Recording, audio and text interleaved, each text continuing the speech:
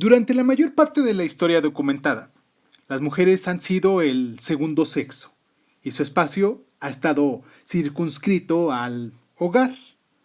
Solo en los últimos 150 años, las leyes que estipulaban la posición subordinada de las mujeres en las sociedades occidentales se han eliminado de los códigos legales. Hasta en ese momento, tenían un acceso limitado a la educación que les prohibía dedicarse a la mayoría de las profesiones. No podían votar ni presentarse a cargos electivos. En pocas excepciones se consideraban que las casadas no eran capaces de gestionar un negocio o ser propietarias. En ciertos aspectos, las esposas eran tratadas como una posesión de sus maridos. Hoy en Crónica Lunares hablaremos del feminismo.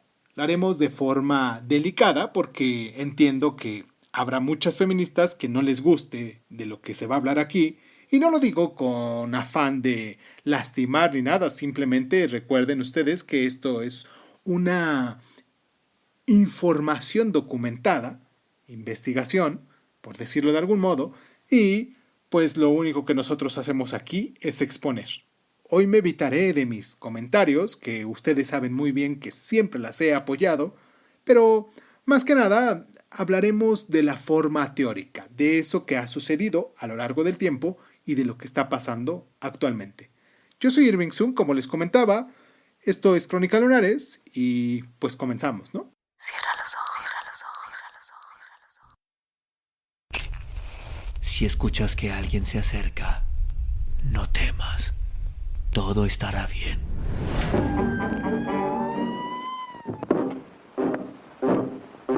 Oh, I'm going down to St. James's.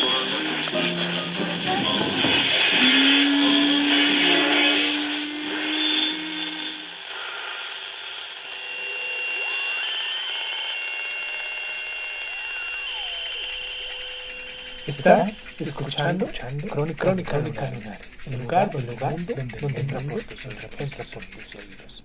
Bienvenido. El feminismo. La creencia en la igualdad social, económica y política de los sexos. Es un fenómeno relativamente reciente. Como ejemplo de los grandes pasos que ha dado el movimiento feminista en los 2 siglos precedentes, sirve a señalar que, al menos en Occidente, muchas prácticas discriminatorias que en el pasado eran alegremente dadas, por supuestas, se consideran hoy inaceptables. Sin embargo, la tarea de conseguir la igualdad de género en la práctica está todavía en marcha, inacabada. Puede que gran parte de la discriminación institucionalizada se haya eliminado formalmente, pero las actitudes arraigadas desde hace mucho y a menudo inconscientes son más difíciles de borrar. Las mujeres todavía tienen que hacer frente a toda clase de indignidades y prejuicios, desde el techo de cristal y los salarios inferiores en el trabajo a tópicos absurdos sobre sus capacidades y papeles tanto en el hogar como en la sociedad. Vamos a hacer nuestra primera pausa para recordarle a todas aquellas feministas que nos escuchan y que han estado aquí con nosotros nuestras diferentes plataformas para que nos pongan después del programa. Claro, necesito que lo escuchen hasta el final para que se den una idea y nos puedan poner ahí todos sus comentarios, ya sean buenos o malos, o lo que nos falta comentar sobre esto, ser un poquito más, a lo mejor, reacios en esta forma de poder defender el feminismo. Y pues nos pueden escuchar en las diferentes plataformas de podcast donde ustedes nos escuchan normalmente, pero nos pueden dejar sus mensajes en YouTube como Crónica Lunares de Sun, y del mismo modo nos encuentran también en Facebook y en Instagram como cronicalunares.sun. Vamos a hacer la pausa y regresamos con este tema tan importante que todos los hombres deberíamos de saber.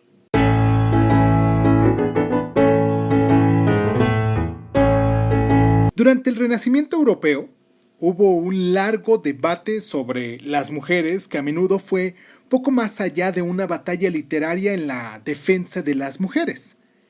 La refutación de que son frívolas e inferiores por nacimiento, fue argumentada con elegancia pero con pocas consecuencias.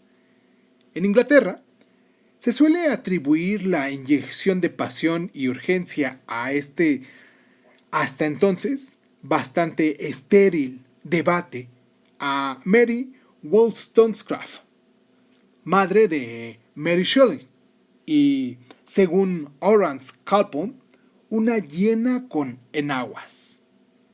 En Vindicación de los Derechos de la Mujer, escrito en 1972, Wollstonecraft realiza un enérgico alegato en defensa de la justicia y la igualdad para la mitad oprimida de la especie y carga especialmente contra un sistema restrictivo de la educación y crianza que genera en las mujeres una dependencia servil, una disposición intelectual debilitada y no más ambiciones de cuidar su aspecto y complacer a los hombres.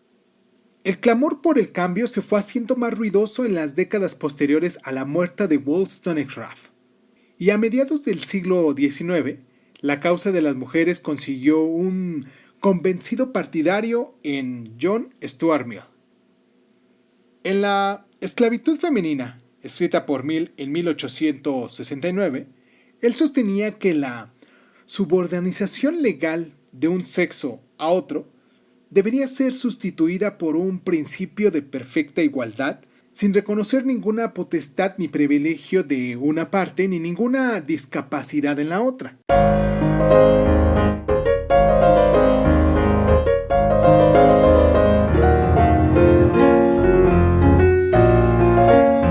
En Estados Unidos y Europa, el impulso para la emancipación de las mujeres cobró nueva fuerza con la lucha para abolir la esclavitud.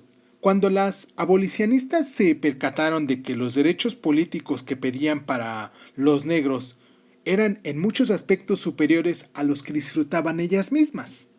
Hasta la década de 1920, las energías feministas se concentraron en la consecución del derecho al voto. Como la presión educada chocó contra una rotunda oposición del establishment, la lucha se volvió muy combativa y a veces hasta violenta. Las sufragistas de ambos lados del Atlántico lanzaron una firme campaña que incluía boicots, manifestaciones, incendios y huelgas de hambre. Este activismo, pronto sello del feminismo, dio finalmente sus frutos cuando se aprobaron leyes ampliando el derecho a voto a las mujeres en Gran Bretaña, en 1918 y 1928, y en Estados Unidos en los años 20. En España se concedió hasta el año 1931.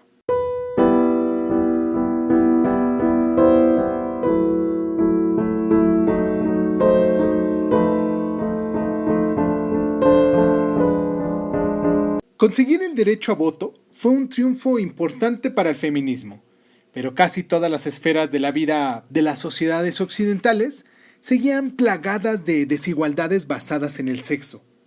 En la primera Convención de los Derechos de las Mujeres Norteamericanas, celebradas en Seneca Falls, en Nueva York, en el año 1848, se aprobó una resolución que pedía que se les concediera participación igual a los hombres en los distintos oficios, profesiones y el comercio.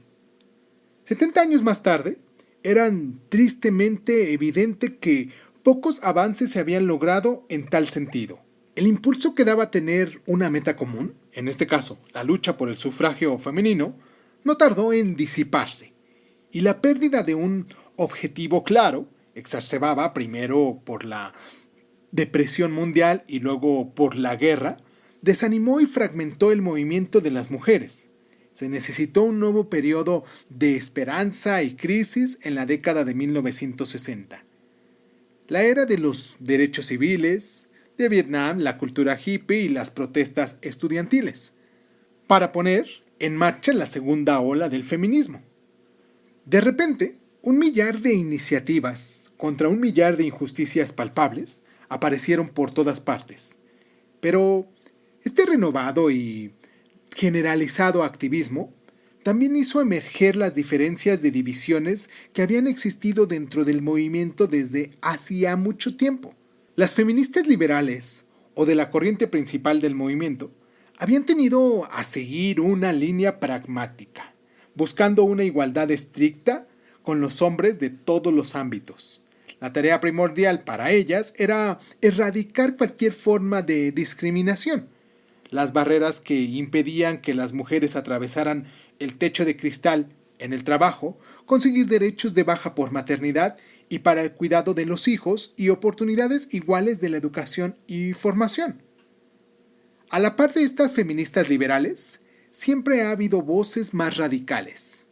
En fecha tan temprana como 1898, la líder anarquista norteamericana, Emma Goodman, se había mofado de la idea de que la liberación pudiera lograrse solo mediante la consecución del derecho al voto. Una mujer solo alcanzaría la verdadera libertad negando el derecho de cualquier otro sobre su cuerpo, negándose a engendrar hijos, a no ser que ella los quiera, negándose a ser sierva de Dios, del Estado, del marido o ya de plano de la familia. Feministas posteriores se cuestionaron también si, en cualquier caso, deberían luchar por una estricta igualdad con los hombres. ¿Era correcto medir los avances hacia el fin de la subordinación histórica de las mujeres según su éxito en el acceso al poder y los privilegios en un mundo organizado patriarcalmente? ¿En un sistema que se fundaba en un supuesto de la dominación masculina?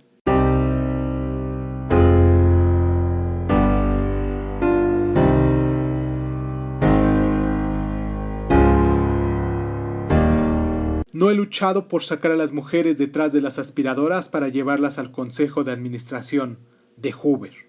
Germaine Greer, escritora feminista australiana que dijo esto en 1986.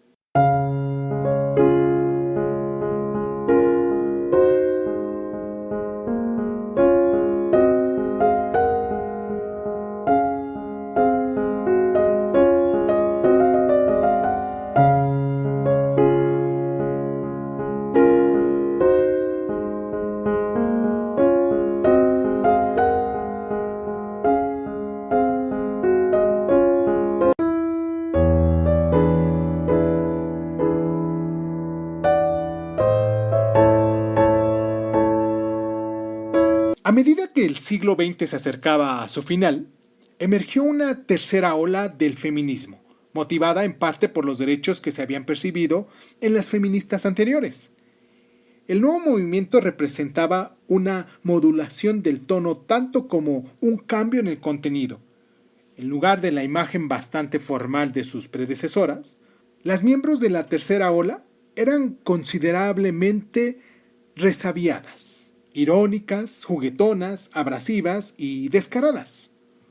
Un estridente poder de las chicas ocupó el lugar del poder de las flores. La confianza pendenciera de Madonna desplazó a la angustia reflexiva de Joan Baez. Sin embargo, debajo del brillo seguía habiendo cierto contenido. Puede afirmarse que el principal efecto de la segunda ola predominante, blanca y acomodada, pese a sus pretensiones de fraternidad femenina global, fue su incapacidad para comprender las necesidades y aspiraciones de las feministas negras y del tercer mundo, que a menudo se sintieron tratadas con condescendencia o marginadas. Empáticas por naturaleza, las feministas de la tercera ola asumieron las nuevas voces y lograron un mayor nivel de integración y pluralismo nunca antes alcanzado.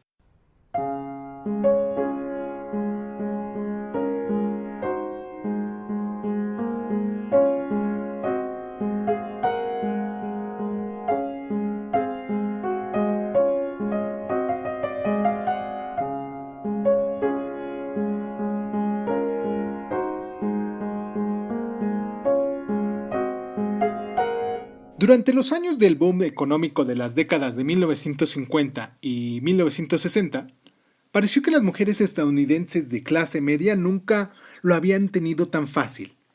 Hogares cálidos y acogedores, con maridos perfectos, hijos modélicos y cientos de ingeniosos aparatos, significaban que las amas de casa de América tenían que esforzarse menos que nunca para transformarse en las diosas domésticas. Las máculas de este idílico paraíso de las zonas residenciales las señaló Betty Friedan en su libro La mística de la feminidad, escrito en 1963. A las amas de casa estadounidenses se les había repetido tantas veces que su existencia parecía salida de un cuento de hadas que había acabado por creérselo ellas mismas, pero una realidad muy distinta subyacía bajo esa superficie: el tedio embrutecedor de la vida doméstica, los horizontes limitados, la carencia de ambiciones y aspiraciones. Fue necesario el bestseller de Friedan para abrirles los ojos, para despertarles sus conciencias.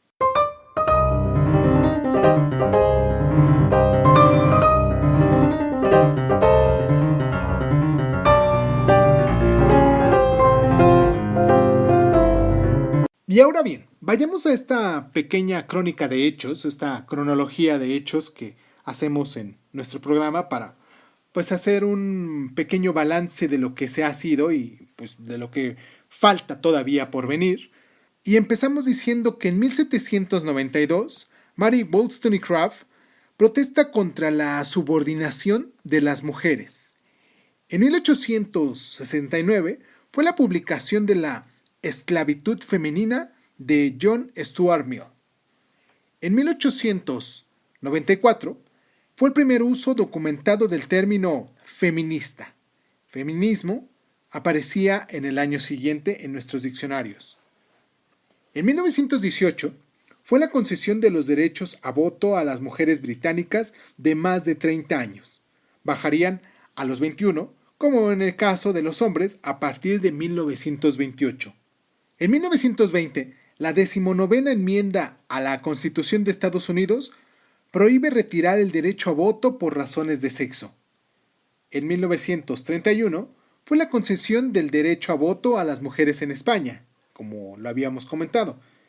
En 1949 fue la publicación del segundo sexo de Simone de Beauvoir. En la década de 1960 fue el inicio de la segunda ola del feminismo y en la década de 1990 se inició la tercera ola del feminismo. Esto fue Crónica Lunares, yo soy Irving Sun, espero que se haya disfrutado o al menos en determinado momento se sepa un poquito este fundamento de esas mujeres que salen día a día a luchar por causas para proteger este feminismo para generaciones posteriores, no necesariamente la generación en la que estamos viviendo, las siguientes generaciones, para tratar de cambiar y que nosotros como hombres tratemos de ser empáticos en este movimiento y entender el por qué esta necesidad del feminismo, del por qué esto se presenta de un modo, aunque en muchas regiones del mundo aún se siga criticando. Les mando un abrazo muy caluroso a todas esas mujeres que son feministas y que les gusta de todos modos también salir a luchar por los derechos de otras mujeres, porque una cosa es ser feminista y otra cosa es salir y demostrarlo. Les mando un abrazo muy grande a todas las mujeres que se pudiesen preocupar por este tipo de cosas. Y pues nada, nosotros desde acá, desde nuestra trinchera, aquí en Crónica Lunares, tratamos de dejar estos temas para como un testigo viviente de lo que está pasando y por qué pasó. Les mando un abrazo muy afectivo a todas las demás personas que nos escuchan en los distintos lugares, en los distintos países. Me siento muy honrado, muy contento de saber que hay gente que nos deja sus mensajitos en nuestras diferentes plataformas. Y pues nada, les agradezco mucho el tiempo que se toman para descargarnos. Y pues esto es Crónica Lunares, yo soy Irving Sun. Y pues muchísimas gracias. Y pues muchísimas gracias. Y pues muchísimas gracias por estar.